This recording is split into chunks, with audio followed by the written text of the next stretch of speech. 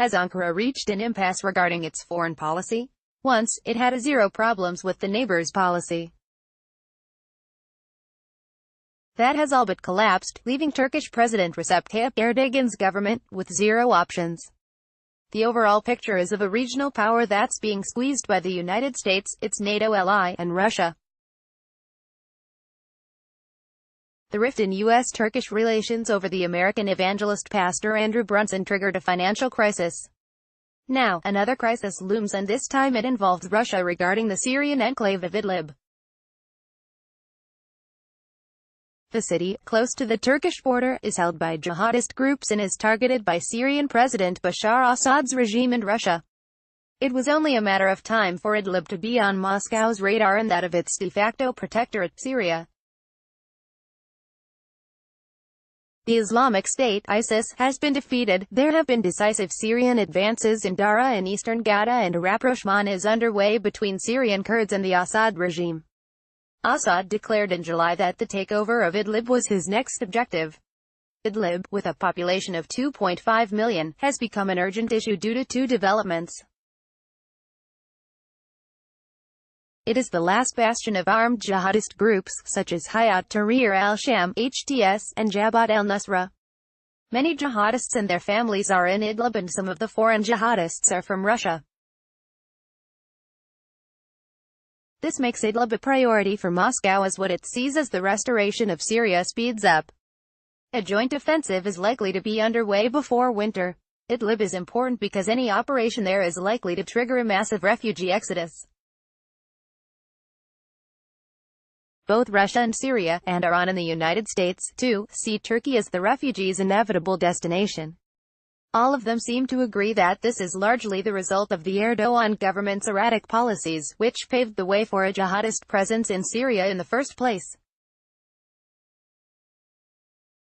If the refugees start to stream out of Idlib, they will add to the nearly 3.5 million Syrian refugees already in Turkey.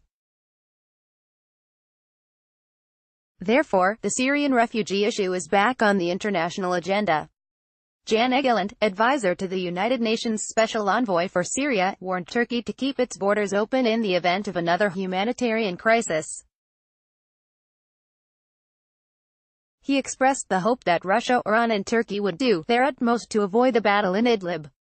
So far, no clear signals from Ankara confirm Egeland's statement. Moscow is keen on upping the ante against Erdogan. When Russian Foreign Minister Sergei Lavrov visits Ankara on August 13–14, he may remind his Turkish counterpart, Mevlut Cavusoglu, of the need for Turkey to be part of the Idlib offensive. Indeed, some Arab sources say that Russia has given Turkey a deadline, September, for the disarmament and surrender of HTS in Idlib.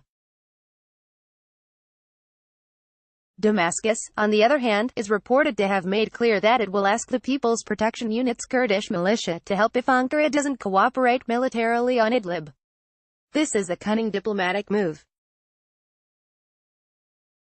How will Ankara respond to the pressures from Russia and Syria as the clock ticks down to a denouement? Cavusoglu may try to gain time. He could tell Lavrov that HTS is ripe to be transformed into a more moderate force. There are plans to rebrand the group as the National Liberation Front, to be used in fights against ISIS. However, the suggestion may not be very convincing, and the most that Turkey can expect is to keep its 12 observation posts in Idlib. Ankara is in a diplomatic cul-de-sac. It is at odds with the United States in the region and now faces a moment of reckoning vis-a-vis Russia.